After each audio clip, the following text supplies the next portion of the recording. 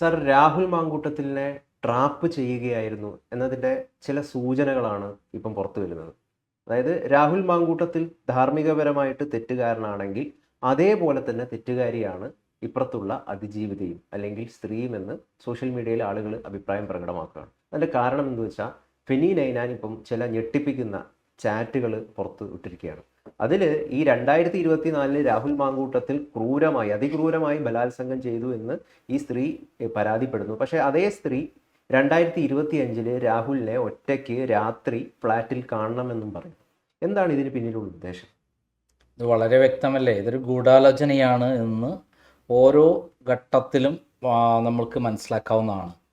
അതായത് രാഹുൽ മാങ്കൂട്ടത്തിനെ രാത്രി അറസ്റ്റ് ചെയ്തത് മുതൽ ഇങ്ങോട്ടുള്ള എല്ലാ നീക്കങ്ങളും എടുത്തു നോക്കിക്കഴിഞ്ഞാൽ രാഹുൽ മാങ്കൂട്ടത്തിനെ ഒരു കേസ് ഉപയോഗിച്ച് അറസ്റ്റ് ചെയ്യുക, ഒരു ബലാത്സംഗ കേസിൽ അറസ്റ്റ് ചെയ്യുക, എന്നിട്ട് അദ്ദേഹത്തെ ലോകം മുഴുവൻ പ്രദർശിപ്പിക്കുക, എന്നിട്ട് നാറ്റിക്കുക, അങ്ങനെ അതുവഴി UDFനെ തകർക്കുക എന്നൊക്കെ ഉള്ള വ്യാമോഹത്തിലാണ് പിണറായി വിജയൻ നേരിട്ട് ഇങ്ങനെയൊരു കേസുണ്ടാക്കിയതും ഇതുവരെ നടന്ന സംഭവങ്ങളും.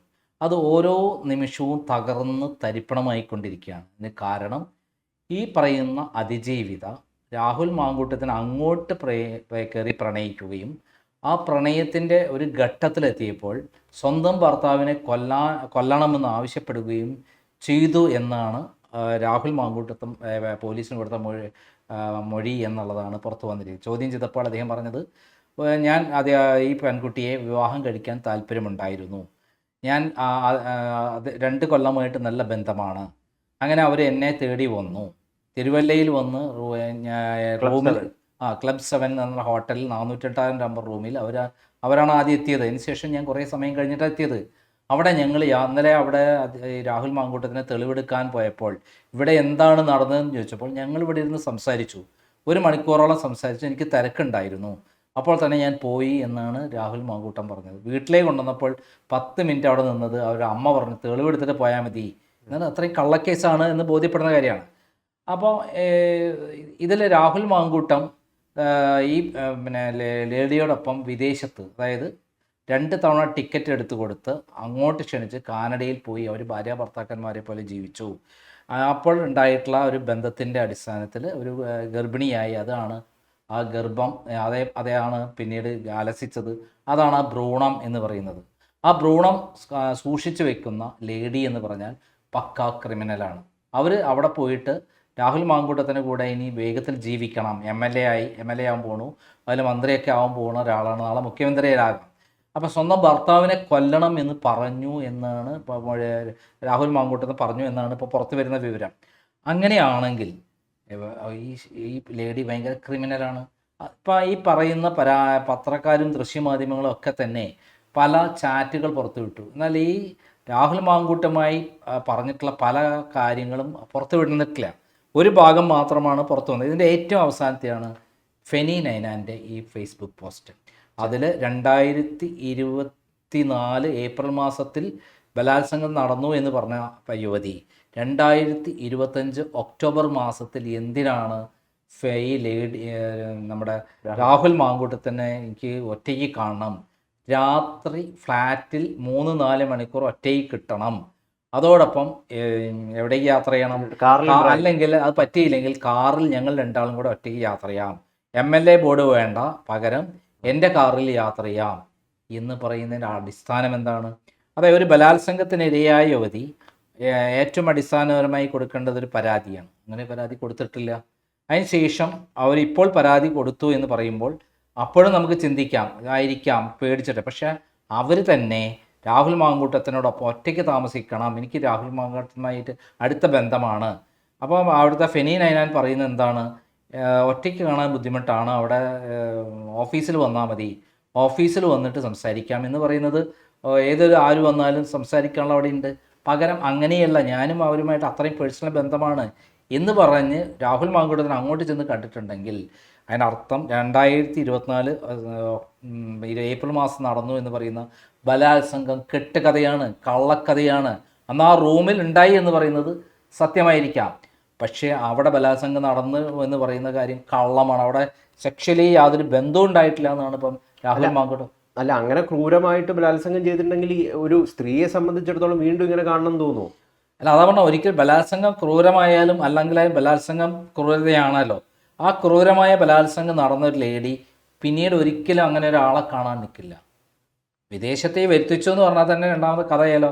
ഒരുമിച്ച് താമസിച്ച് കുറേ കാലം അവിടെ എന്ന് പറയുന്നത് തന്നെ കേൾക്കുമ്പോൾ നമുക്കറിയാം. പിന്നെ ഭർത്താവിനെ കൊല്ലണം എന്ന് പറയുന്ന ഒരു സമീപനം വന്നപ്പോൾ ഈ ലേഡിയുടെ സ്വഭാവം ഇതാണെന്ന് മനസ്സിലാക്കി വിവാഹ വാഗ്ദാനത്തിൽ നിന്ന് മാറി എന്നുള്ളതാണ് ഇപ്പോൾ പുറത്തു വന്ന വിവരം. അതിന് ശേഷം അവർ വീണ്ടും ഫോളോ ചെയ്തുകൊണ്ടിരിക്കുകയാണ് ആരെ?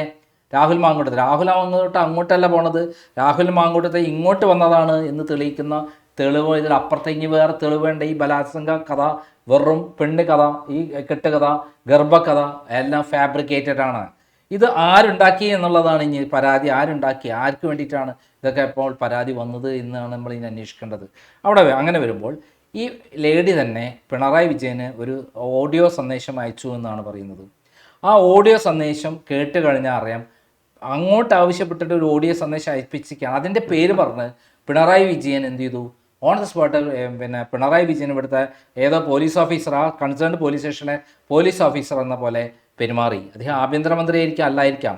അത് കൺസേൺഡ് പോലീസ് സ്റ്റേഷനിൽ അയച്ച് അന്വേഷണം നടത്തി ഒരു ബലാത്സംഗ കേസിൽ സുപ്രീം കോടതി പറഞ്ഞ മാനദണ്ഡമുണ്ട്. അത് ആദ്യം തന്നെ ആ സ്ത്രീയുടെ മൊഴിയെടുക്കണം. ഇവിടെ മൊഴിയെടുത്തില്ല. ഒപ്പിടണം, അത് ഉണ്ടായിട്ടില്ല. അവർ വിദേശത്ത് മെയിൽ അയച്ചത് വെച്ചിട്ടാണ് 3 അവരെ മെഡിക്കൽ ടെസ്റ്റ് നടത്തണം, അതുണ്ടായില്ല.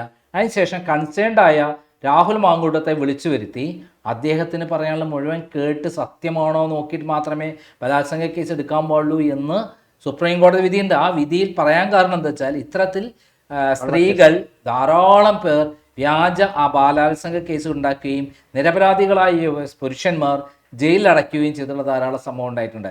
അങ്ങനെ അവസാനം വിചാരണയെ കഴിഞ്ഞ് പുരുഷന്മാർ എന്താവും, കുറ്റക്കാരല്ല, നമ്മളിപ്പോൾ ഈ ജീവിക്കാൻ അവർ അനുഭവിക്കാനുള്ള എല്ലാം അനുഭവിച്ചിട്ടുണ്ടാവും. അതുകൊണ്ടാണ് സുപ്രീം കോടതി പറഞ്ഞത് ഇത്തരത്തിലുള്ള ബലാത്സംഗ കേസുകൾ പരിശോധിക്കണം. പ്രത്യേകിച്ചും വിദേശത്തുള്ള ഈ ലേഡിയുടെ പരാതി വായിച്ച് കഴിഞ്ഞാൽ തന്നെ നമുക്കറിയാം ഇത് കള്ളമാണെന്നുള്ളത്. പിന്നെ നേരത്തെ ഉണ്ടായിരുന്ന 2 പരാതികളിൽ രണ്ടാമത്തെ പരാതിയിൽ എന്താ പറയുന്നത്?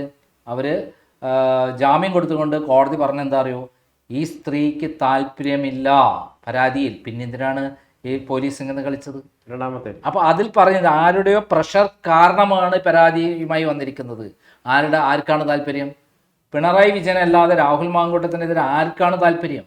ഇപ്പം പിണറായി വിജയൻ ആഭ്യന്തരമന്ത്രി തന്നെ ഇത്തരത്തിലുള്ള ഗൂഢാലോചനയിൽ പങ്കെടുത്ത് രാഹുൽ മാങ്കൂട്ടത്തിനെ നശിപ്പിക്കാൻ വേണ്ടി നിയമങ്ങൾ ലംഘിച്ചുകൊണ്ട് അധികാര ദുർവിനിയോഗം നടത്തി നശിപ്പിക്കുകയാണ് എന്നുള്ളതിൽ ഇതിലപ്പുറത്തേക്ക് തെളിവ് വേണോ? അപ്പം ഇവിടെ ഒരു കാര്യം ഉറപ്പാണ്, ഇത് കെട്ടിച്ചമച്ചതാണ്. 100% രാഹുൽ മാങ്കൂട്ടനെ നശിപ്പിക്കാൻ വേണ്ടി പ്ലാൻ ചെയ്താണ്. ഇപ്പോൾ തന്നെ 3 പേർ, 2 ആൺകുട്ടികളെയും ഒരു പെൺകുട്ടിയെയും കൂടെ പിണറായി വിജയൻ റെഡിയാക്കി വെച്ചിരിക്കും. പി ശശി വഴിയൊക്കെ പൈസ കൊടുത്ത് റെഡിയാക്കാൻ പോകണു, എന്നിട്ട് അതിന് ബാർഗെയിൻ ചെയ്തുകൊണ്ടിരിക്കുകയാണെന്നൊക്കെയാണ് കേൾക്കുന്നത്. അപ്പോൾ ഈ 3ാമത്തെ കഥയും കൂടെ കെട്ടുകഥയും കൂടെ ആകുമ്പോൾ പിണറായി വിജയൻ പെൺകുട്ടികളെ ഉപയോഗിച്ച് പാവാട രാഷ്ട്രീയം കളിക്കുകയാണ്. ഉമ്മൻചാണ്ടിയെ നശിപ്പിച്ച പോലെ. ഉമ്മൻചാണ്ടിയെ നശിപ്പിച്ചിട്ട് എന്തായി? പിണറായി വിജയനെ പോലീസ് അന്വേഷിച്ചു, ഒന്നും കിട്ടിയില്ല. ക്രൈംബ്രാഞ്ച് അന്വേഷിച്ചു, ഒന്നും കിട്ടിയില്ല. CBI അന്വേഷിച്ചു, ഒന്നും കിട്ടിയില്ല. ഒരു മനുഷ്യനെ വേട്ടയാടുന്നതിൻ്റെ മാക്സിമമാണ്. അതേപോലെ ഉമ്മൻചാണ്ടിയെ ഉപയോഗിച്ച് 2015 എങ്ങനെയാണോ ഇലക്ഷനിൽ ജയിച്ചത്, അതേപോലെ രാഹുൽ മാങ്കൂട്ടനെ ഉപയോഗിച്ച് ഇത്തവണ ഇലക്ഷനിൽ ജയിച്ചു കളയാമെന്നുള്ള വ്യാമോഹത്തിൽ ആണ് പിണറായി വിജയൻ ഇതൊക്കെ പ്ലാൻ ചെയ്തതെങ്കിൽ അദ്ദേഹത്തിന് വലിയ തിരിച്ചടി കിട്ടാൻ പോവുകയാണ്. രാഹുൽ മാങ്കൂട്ടത്തിന് വലിയ ജനപിന്തുണയാണ്. ഇത്തരത്തിലുള്ള നിയമവിരുദ്ധമായ മനുഷ്യാവകാശ ലംഘനം അടങ്ങിയ നടപടികളാണ് പിണറായി വിജയൻ നടത്തിക്കൊണ്ടിരിക്കുന്നത്. ഇത് ജനത്തിന് മനസ്സിലായിരിക്കുന്നതാണ്. ഞാൻ 24 ചാനലിൻ്റെ ഒരു ഇത് കണ്ടപ്പോൾ അതിൻ്റെ അകത്തുള്ള കമൻറ്റ് രാഹുൽ മാങ്കൂട്ടത്തെ കുറിച്ചുള്ള ഇന്നത്തെ ലേറ്റസ്റ്റായ വാർത്തയിൽ, അതായത് അദ്ദേഹത്തെ തിരിച്ച് കോടതി ഹാജരാക്കി. 7 ദിവസം ആവശ്യപ്പെട്ട പോലീസ് 2 ദിവസം കൊണ്ട് പൂർത്തിയാക്കി. കാരണം അവർക്ക് മനസ്സിലായി ഇത് മുന്നോട്ട് പോവില്ല. ഇന്ന് തന്നെ ഹാജരാക്കിയ അതിൻ്റെ അടിയിൽ കമൻറ്റുകൾ വന്നത് എന്താ പറയുക? ബലാത്സംഗം എന്നാണ് നിങ്ങളിങ്ങനെ പറയുന്നത് ചോദിച്ചിട്ട് 100% ആളുകളും എതിരായി തീർന്നിരിക്കുന്നു. എല്ലാവരും മനസ്സിലാക്കിയിരിക്കുന്നു ഇത് കെട്ടിച്ചമച്ച ഫാബ്രിക്കേറ്റ് ആയ പ്രതികാരം തീർക്കാൻ വേണ്ടി ഉണ്ടാക്കിയ കേസാണ്.